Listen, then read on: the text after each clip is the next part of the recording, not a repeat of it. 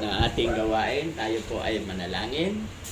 Ama namin Diyos na nakapangyarihan sa lahat, marami pong salamat at muli ay tiniipon mo kami sa tahanan ni Ate Lenny na ang lahat po ay mayroon pong mabuting kalusugan. Salamat din po sa tahanan ito na patuloy pong nagbubukas para sa inyong gawain. Kaya aking dalangin, Lord, na pagpalain po ninyo ang nagmamayari ng tahanan ito.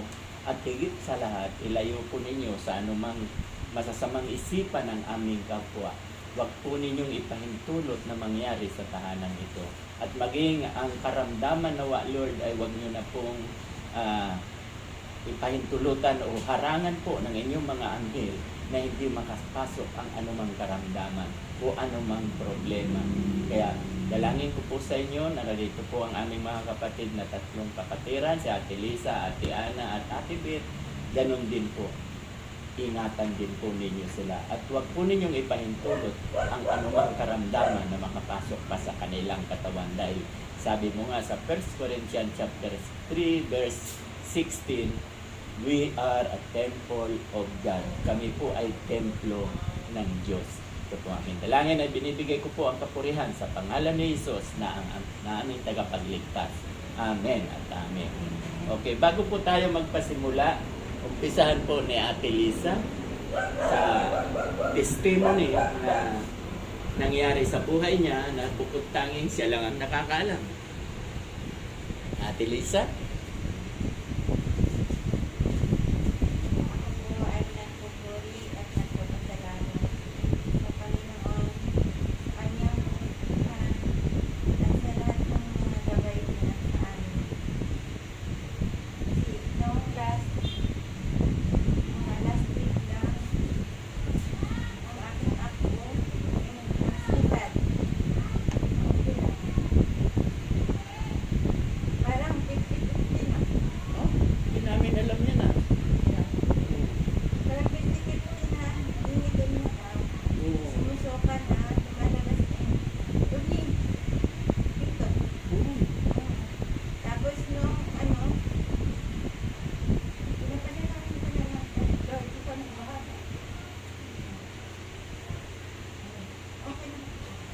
Okay, purihin natin ng Panginoon. Kita nyo, 50-50 na ang kanyang apo. 50-50 na, dalawa sila nasa dalawa sila magkakasama pero dalawa sila magkakasama na operahan sa dito. Sa Tinae. Dalawa sila pero namatay yung isa. Pero yung bata, yung ako ko, nang inoperahan yun talagang Para sila baby. umaano sa bakal yun. Hawak na ganun. Matapang. Pinapanalangin ko, Lord, believe kasi siya. Amen. So, answer prayer. Kaya lahat ng nangyayari sa atin, dapat talaga natin ipagpasalamat siya. Naoperahan na dito. Pirahan. Okay. So, di ba? Lagi kong sinasabi sa inyo, si Jesus ay Jehovah Rapha. Ang ibig sabihin ng Jehovah Rapha, siya ang dakilang manggagamot. No? Kaya, thank God na answer prayer si Ate Lisa. So, ngayon naman ay dadako tayo kay Ate Ana. Ano ba ang blessing na natanggap natin? Po ay papasalamat ko at nagpatuloy sa ating Panginoon sapagkat kahit kami dalawang mag-asawa walang trabaho at pagtitinda lang, minsan matupad, minsan naman mabili, nakakaraos kami kahit may pinag-aaral ako na senior high na siya na susuportahan ko po yung kanyang trabaho. Tapos po yung anak ko na matagal ko na rin hinihilin sa ating Panginoon at yung pangalawa ko po na pag-alagala siya dyan tapos lagi napunta sa akin lagi kong naman siya nabubulyawan kasi hindi ka namingi, gano'n. Pero binibigyan ko rin naman siya, hindi ko siya natin. Sabi ko, trabaho ka na kasi gano'n. Sa awa po ni Lord, nagkaroon na po rin siya ng trabaho. Maraming salamat po sa ating Panginoon. At higit sa lahat, lagi po kami malusog yung wala po ng karamdaman. Salamat po sa kanya. Okay. Salamat. Tingnan nyo. Pinatutunayan po kasi yan. Nasa Bible, God is Jehovah Jireh. Pag sinabing Jehovah Jireh, God provider. Ang Diyos ang magbibigay. Kaya kahit wala kang hanap buhay, asawa mo walang hanap buhay, mayroon lang maliit na negosyo, no? Mayroon lang maliit na negosyo, nakakaraos. Alam nyo, huwag kayong tumigil kay Lord. Tatandaan ko kayong dalawa. Ha? Pangatlo mamaya kay Ben.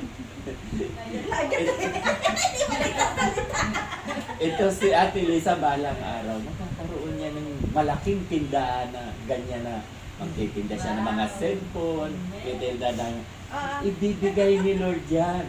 At hindi pwedeng Puro hindi. lang, malaki ang pagbabagsak ko. Pero nararamdaman ko, unti-unti akong gumawan. Hindi madali. Oo, unti-unti talaga yan. Unti-unti. At ikaw naman, Ate Ana, di ba, asahan mo, si Lord wala na, di ba? God provider. Ibig sabihin, siya lahat ang magtutusto sa needs, sa pangangailangan ninyo. Lahat. Kaya, ang vision ko, pinag-pray ko rin kay Lord, na magkaroon ka na ng malaking restaurant. Diba? Restaurant. Kasama sipag yung pastor. Ha? Kasama sipag. O, siyempre. Hindi naman At, pwede na hindi tayo kikita. yes, at faith, paniwalaan mo na.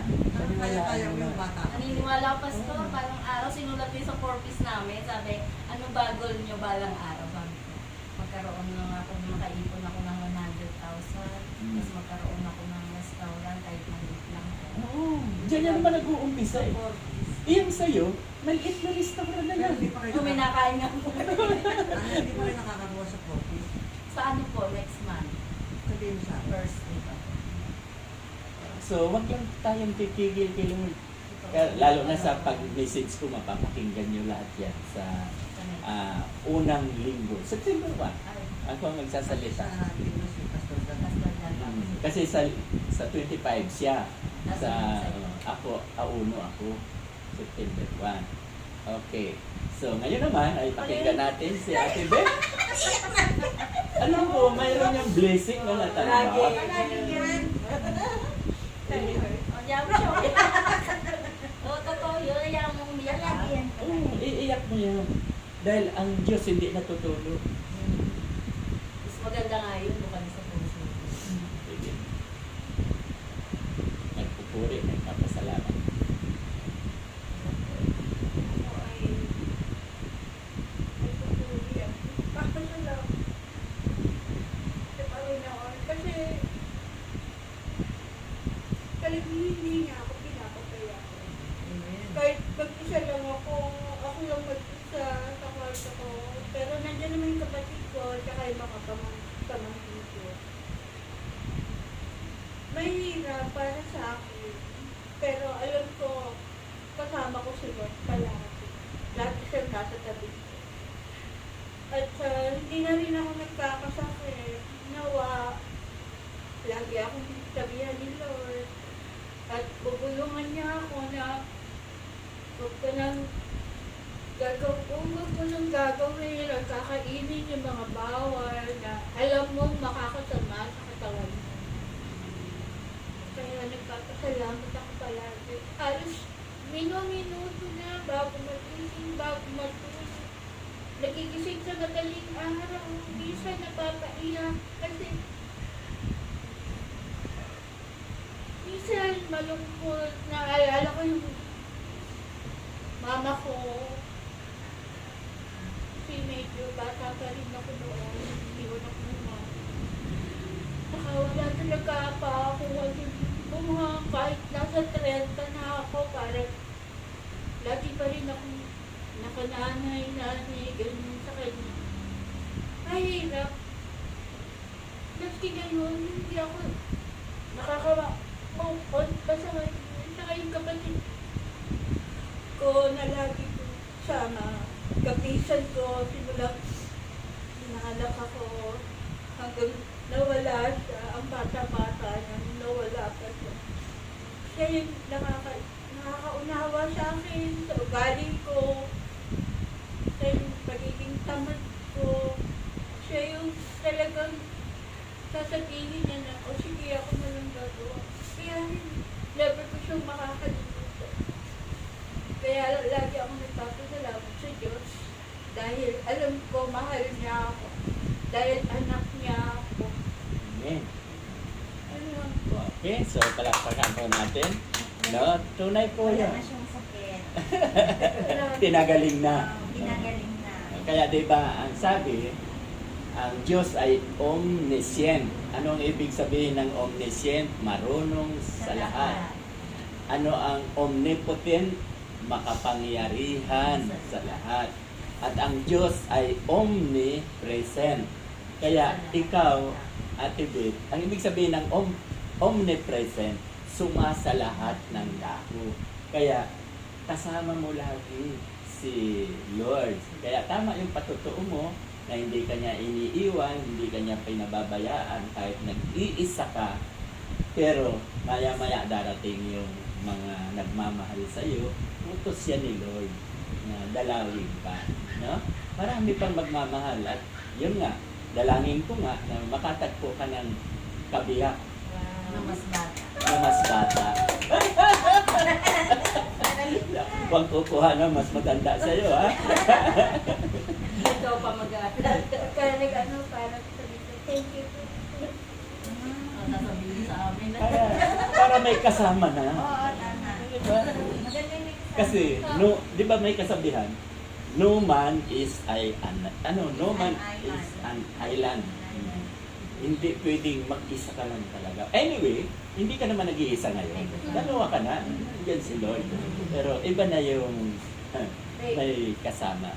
So, huwag tayong mawala ng pag-asa. Hanggat may buhay ay may pag-asa. Okay. So, ang pag-aaralan natin ngayon, ihanda nyo uli yung Filipos chapter 2. Naumpisahan na natin yung 1 to 10. Kaya, re-reviewin na lang natin ang 1 to 10, tuloy-tuloy natin. Ha? Okay. Pero bago ako pumunta dyan, mayroon akong katanungan. No? Kasi kinakailangan i-edit ko kayo. No? Makinig. Kinakailangan ini-edit ko kung natatandaan nyo ba yung mga itinuturo ko. Napakahalaga po kasi sayang naman kung wala tayong natututunan. Di ba? Mabuti nga tayo rito, walang examination. Di ba? Sa school, pag nag-aral tayo, hindi pwede walang pagsusulit. May pagsusulit. So ako naman, ang pagsusulit ko, review. Kung natatandaan ninyo. Simple lang naman. Okay. Ano ba ang inyong pagkaunawa sa Gentiles? Tagal ko nang tinuturo yan. Ano ba ang inyong pagkaunawa sa mga Hintil? Sino-sino ba to? Mga hindi nananampalataya. Mga hindi. Hindi nananampalataya. Mga Hintil. Ano pa? Ano ba ang ibig sabihin ng Hintil?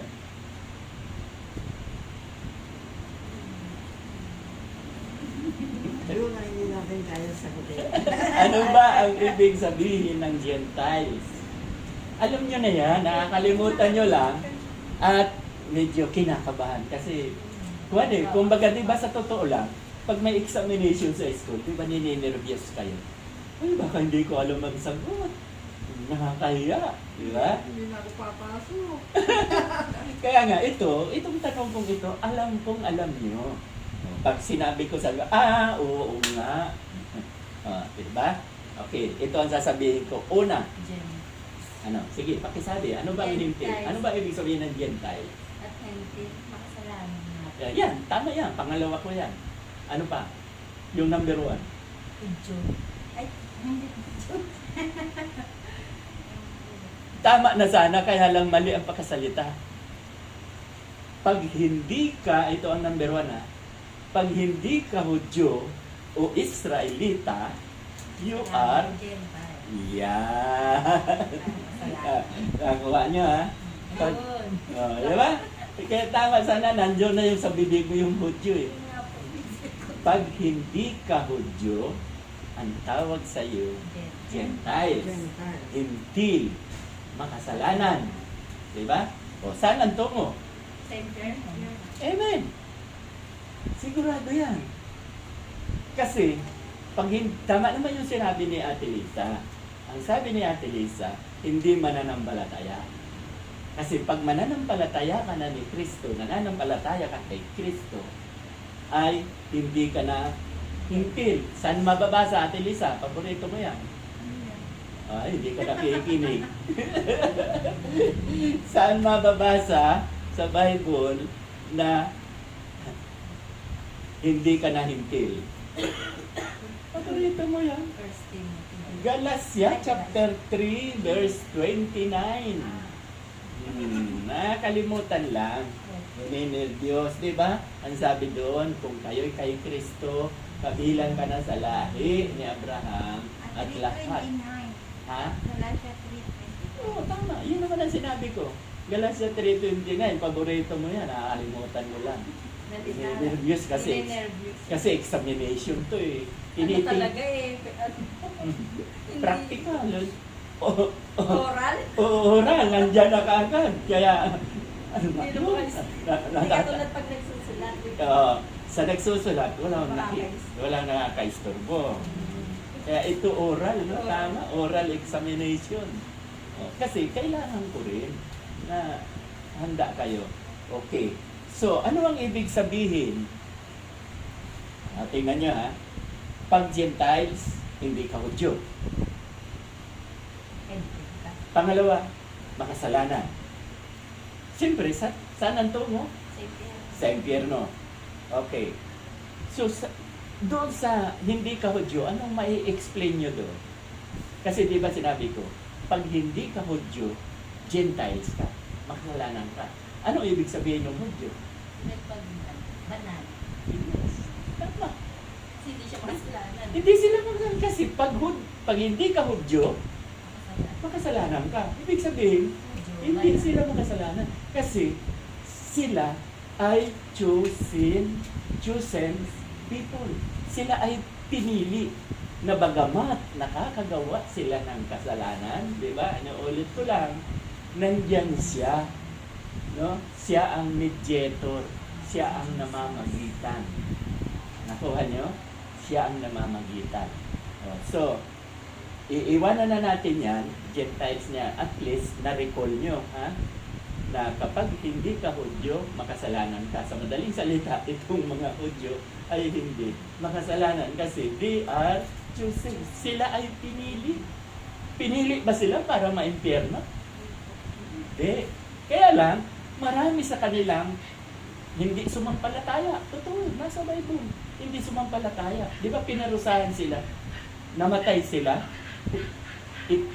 Ibinilanggo sila? Di ba? Mababasa sa 1 Peter chapter 3:18. Huwag niyo muna basahin. Ikinulong sila sa bilubang sa ilalim ng lupa. At nang mamatay si Kristo, mababasa natin sa 1 Peter chapter 4 verse 6. Ang sabi doon, bumaba si Kristo, dala pa rin ang mabuting balita, yung good news. Inaralan sila na, di ba, inaralan sila, tatanggi ka pa ba? Nandoon, siyempre, mananampalataya ka na kay Kristo.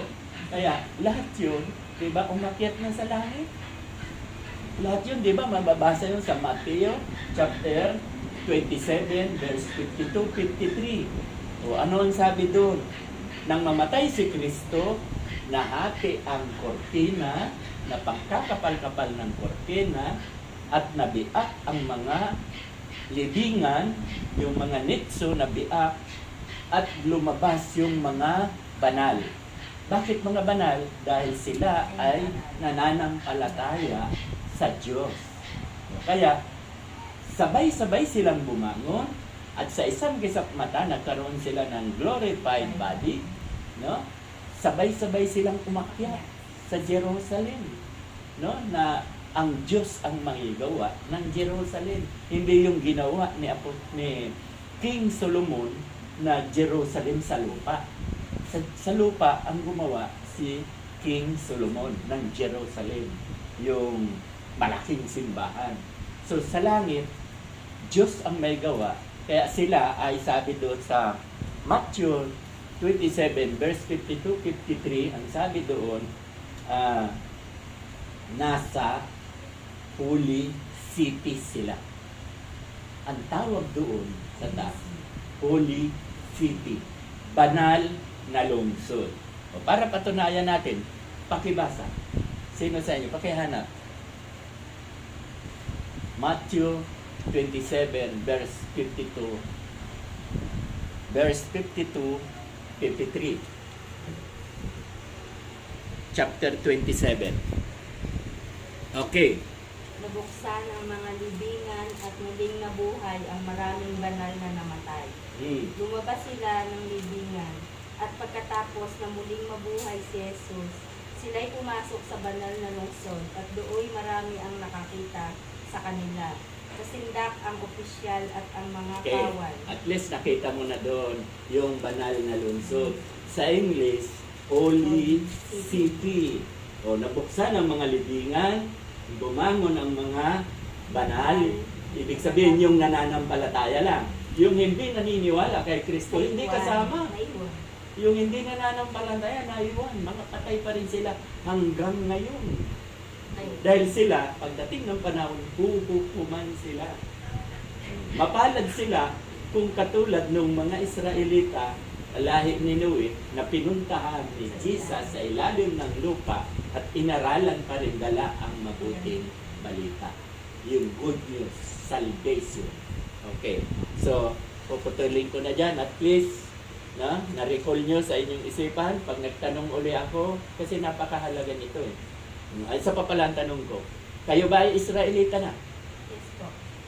Amen. Ate Lisa? Katia? Lenny? Amen. Tama. Kasi di ba, pag nanampalataya ka kay Kristo, magiging lahi ka ni Abraham. Magiging Israelita ka at Hudyo. Pero sinasabi ko, yun ay spiritual, hindi physical. Kasi hanggang ngayon, Pilipino citizen tayo. Physical. Pero spiritual, dahil kay Kristo, naging anak na tayo ni Abraham. Descendant. Okay. So, pakibasa, Ate Lenny. Ulitin natin yung Pilipos. Nakita mo po dyan yung Pilipos? I-read nyo na sa Pilipos. Pilipos ano ba? Chapter 2, 1 to 5. Kaya nga, yamang mayroong kasigahan ang buhay kay Kristo. Mayroong kaaliwan ng pag-ibig. Mayroong pakikiisa ng Espiritu Santo. At mayroong kagandahan loob at malasakit para sa isa't isa. Lubusin ninyo ang aking kagalakan. Magkakaroon kayo ng iisang kaisipan.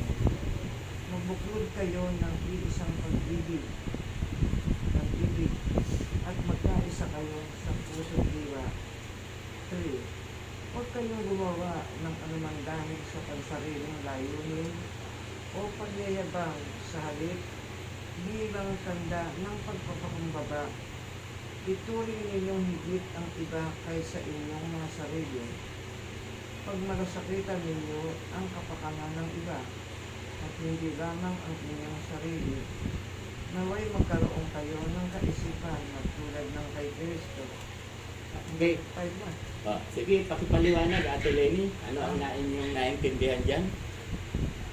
Talagang i-train ko na talaga kayo. Oo, ang ibig sabihin po rito ng ating Panginoon, yamang tayo tinanggap natin siya bilang Panginoon, magkaroon tayo ng kaaliwan o pag-ibig Amen. sa ating kapwa. Amen. Huwag yung sarili lang natin ang intindihin natin. Ipakita natin na tayo talagang pinano ng Panginoon. Mayroon tayong pag-aalalan, magkakaroon tayo ng isang pag-iisip, at tayo magbuklod-buklod sa ngalan ng pag-ibig. Yun po ang gusto ng Panginoon. Okay. Gumawa tayo ng anumang layunin, hindi yung pagyayabang at salit bilang tanda ng pagpapakumbaba. Lagi tayo magpapakumbaba. Amen. Amen. Yun. Okay, so ako naman ang magdadagdag. Ang sabi, dapat daw magalak tayong lagi. Di ba? Sinasabi dyan. Dahil tayo ay nakakay Kristo, dapat hindi tayo problematic. Alisin natin yung lagi tayo nakabusangot. Di ba? Pag lagi tayo nakasimangot, tatanda ka agad tayo. Tingnan mo si Ate Beth, hindi tumatanda. Sino magsasabing senior? Di ba? Kasi hindi siya nakasimangot. Pero pag lagi kang nakasimangot, ang mapapansin mo dito, kulubot. Ito. O, ito mo, kinis. Walang kulubot. O, si Ate Lisa, si Ate Ana. Nakukuha nyo?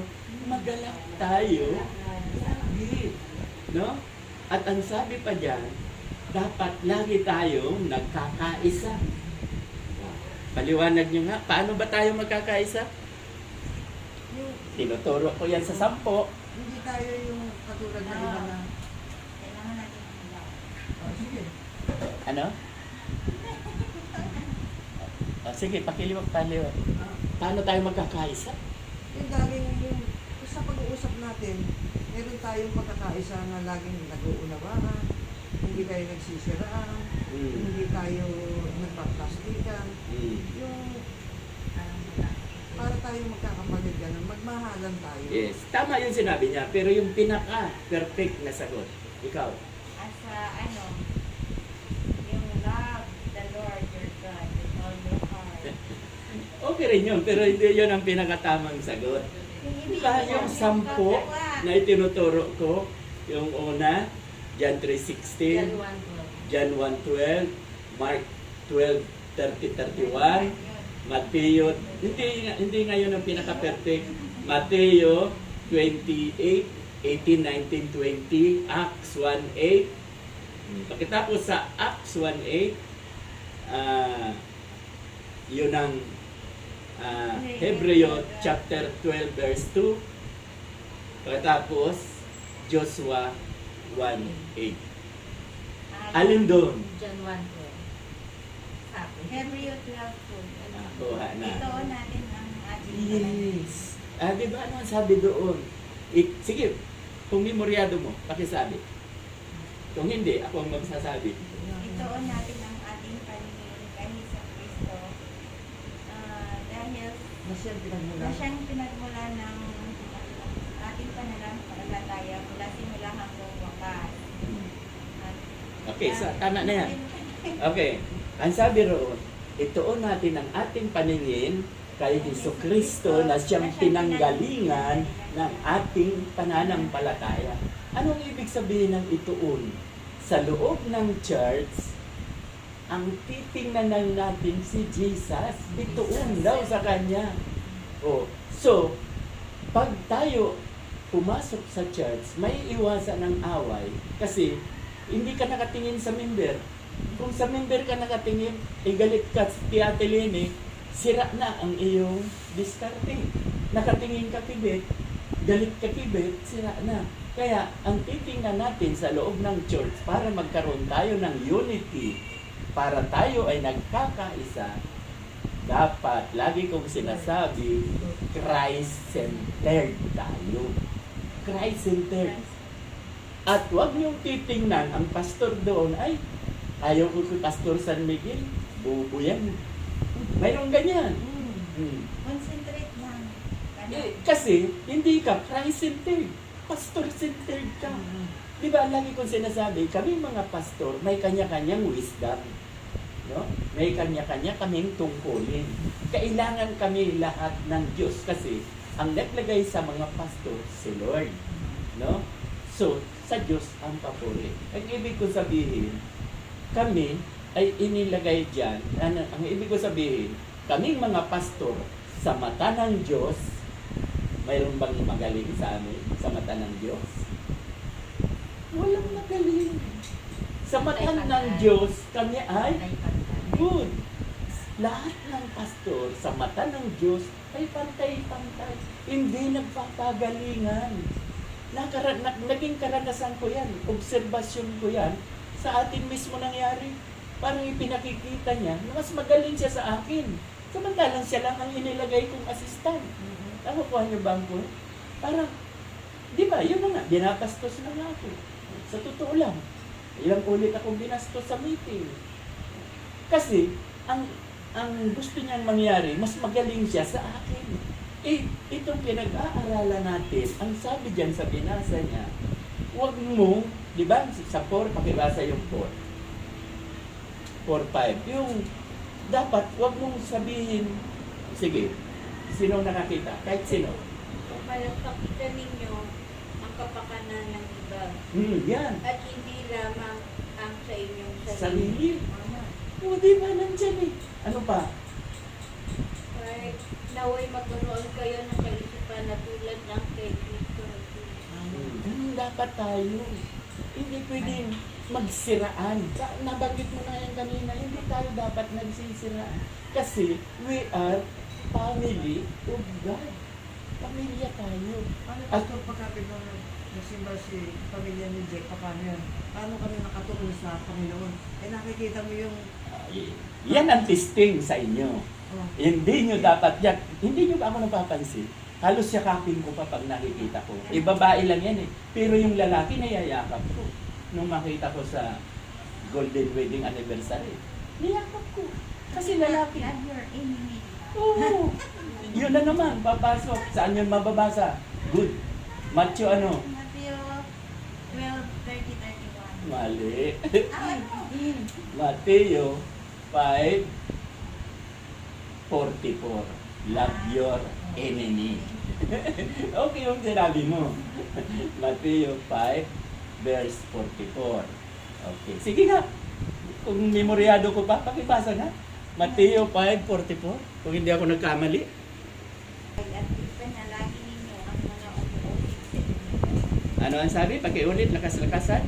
Ibigin ninyo ang Inyong inyong mga mga kaaway at kaaway. ipanalangin. Oh, yan ang nga ang testing sa inyo. Kaya Ate Lene, pag dumating yan dyan, kung Christ-centered ka, kayong lahat, huwag natin pansinin yung kasalanan na gawa nila. Kasi, ang titingnan nga natin sa loob ng church, para maunawaan lang natin ha, walang personalan sa loob ng church. Walang personalan. Kasi, ang nakikita lagi natin sa loob ng church, si Jesus. Diba napakaganda? Si Jesus ang nakikita natin. Huwag natin pansinin yan. Ngayon, paglabas, yun. Doon kayo magkwentuhan. Doon mo siya sitahin. At kapag nagsimba-simba, ay hindi naman ganon.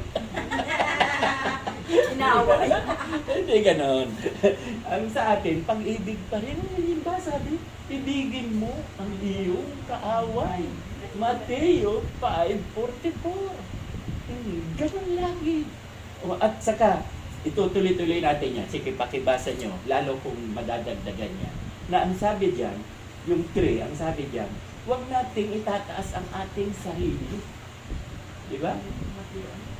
5:44. 5:44. Okay. Oh, sige, pakibasa Ate Lisa. 6 to 10. Filipos. Pilipos, chapter 2. Kahit taglay niya ang kalikasan ng Diyos, hindi niya pinagpipilitang manatiling kapantay ng Diyos. Sa halip, kusang niyang binitawan sa ang pagiging kapantay ng Diyos at mamuhay na isang alipin. Ipinanganak siya bilang tao at nang siya'y maging tao, nagpakumbaba siya at naging masunurin hanggang kamatayan, maging ito man ay kamatayan sa cross. Dahil dito, siya'y lubusang itinaas ng Diyos at binigyan ng pangalan higit sa lahat ng pangalan. Sa gayon, sa pangalan ni Jesus ay luluhod at magpupuri ang lahat ng nasa langit at nasa lupa at nasa ilalim ng lupa. Okay, paki-explain. Paki-explain ka. Ano ang naunawaan mo dyan? Kahit mataglay, ibig sabihin, kahit na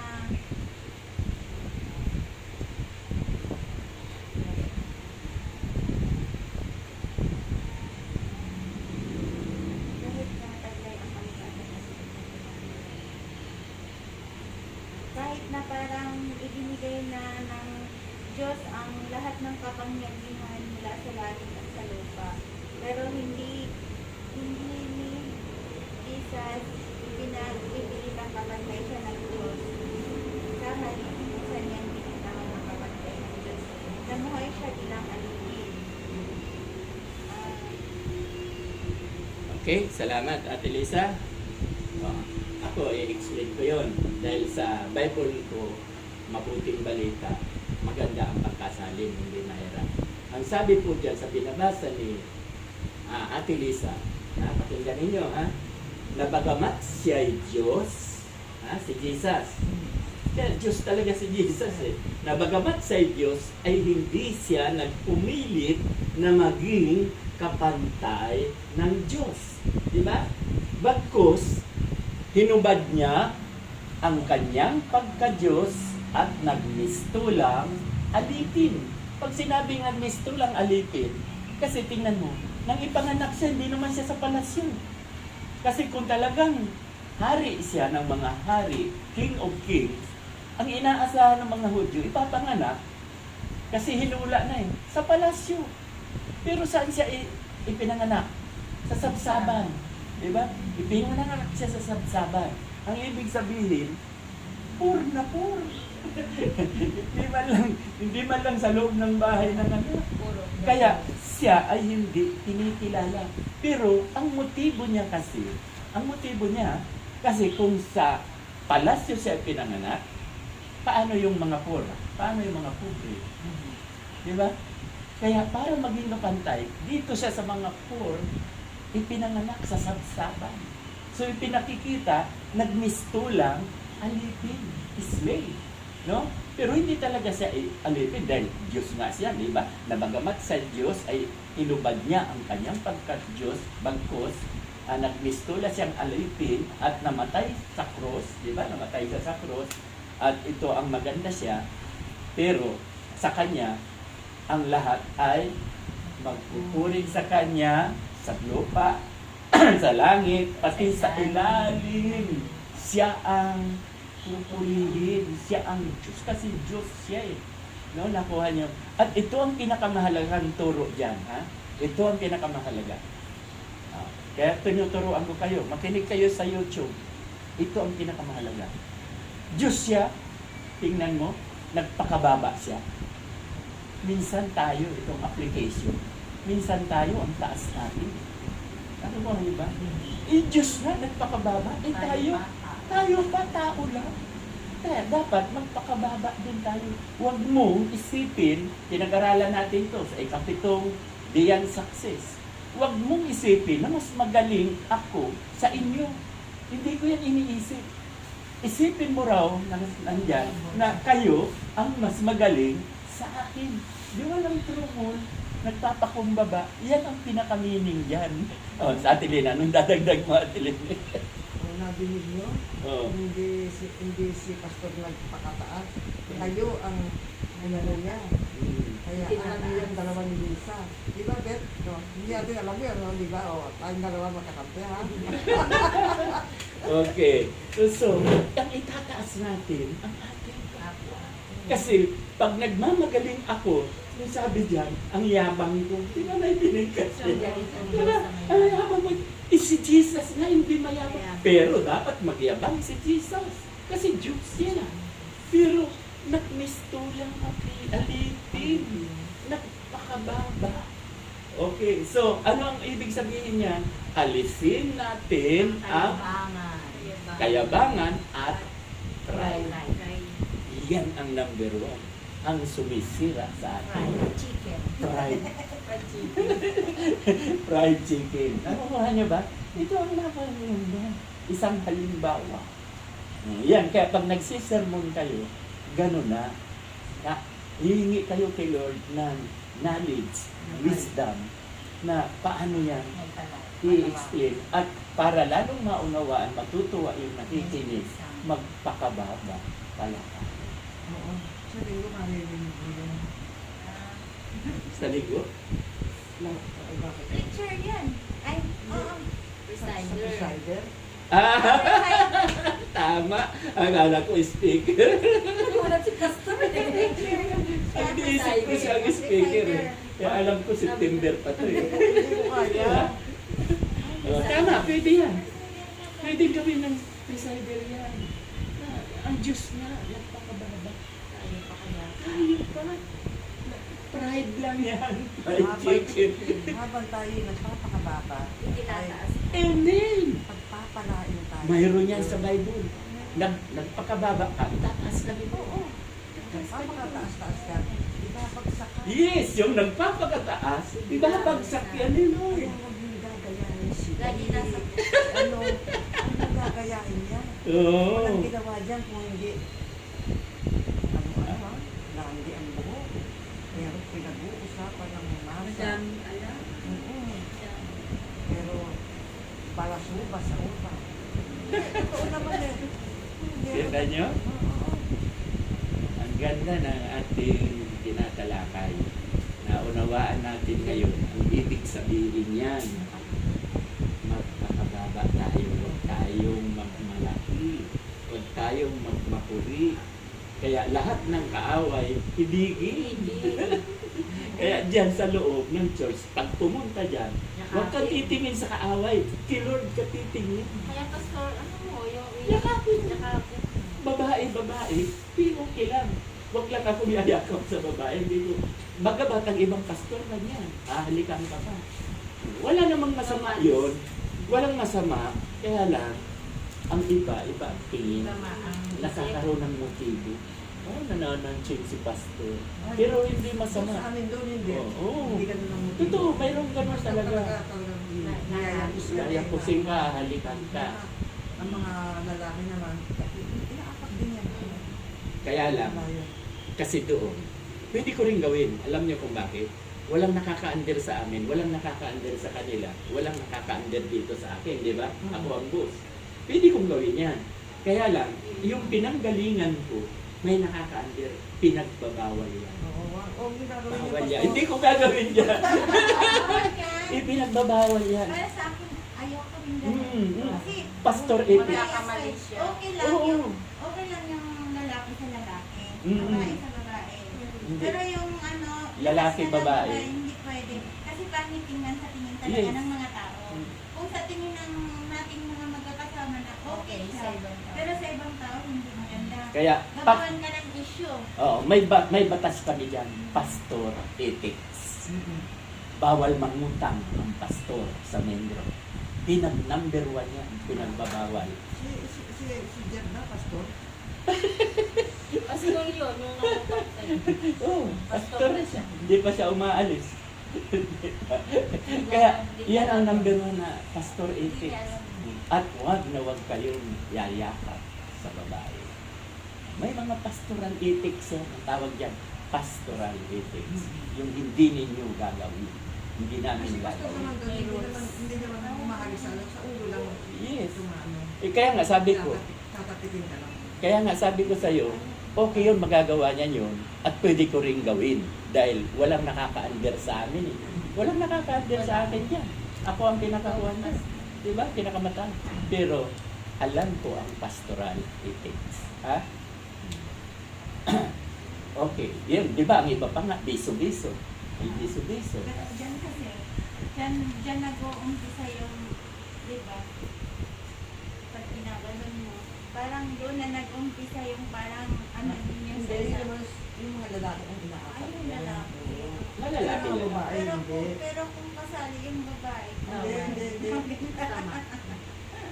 Pero kung ako ang hinalikan, wala na akong magagawa. Sa totoo lang. Hindi ko alam eh. Lumapit sa akin, akala ko kakamayan ako. Biniso-biso ako. Aatras ba ako doon? nasubukan mo na ba? Ano nangyari bang gano'n? Ay, mayroon pong ganyan. Mayroong ganyan. Hindi po masama. Pero wala Yan. sa kanila. Hindi, at least hindi ako ang may intensyon. Wala siyang mali siya. Oh, wala din siyang mali siya. Ay, pastor. Nakukuha niyo ang point.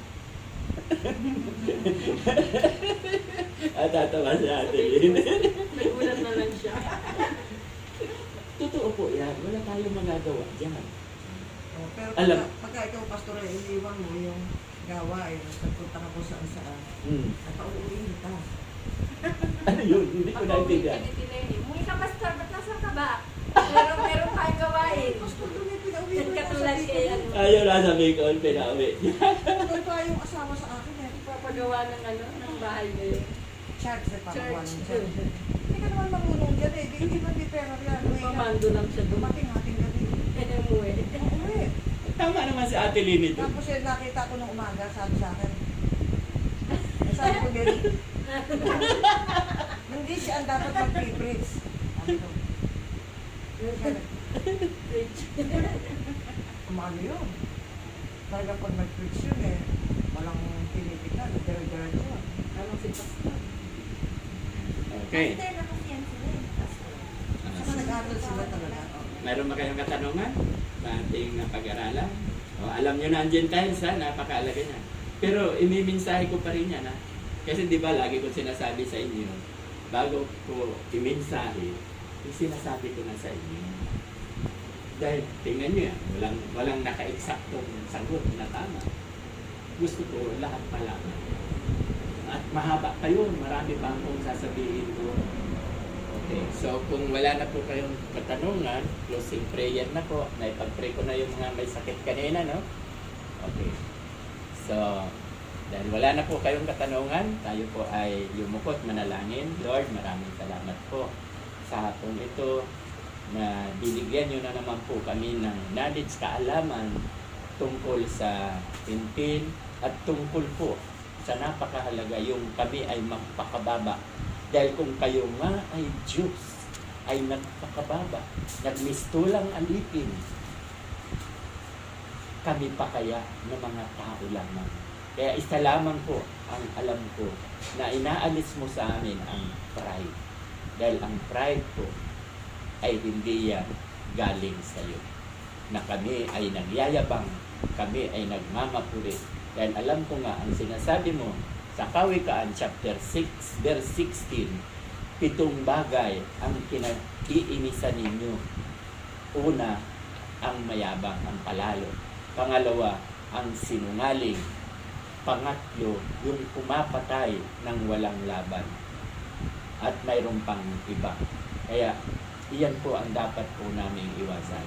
At salamat nga po sa mga kapatirang ito na ang entusiasm nila na matuto sila, na makapag-aral sila, ay naroroon pa rin po.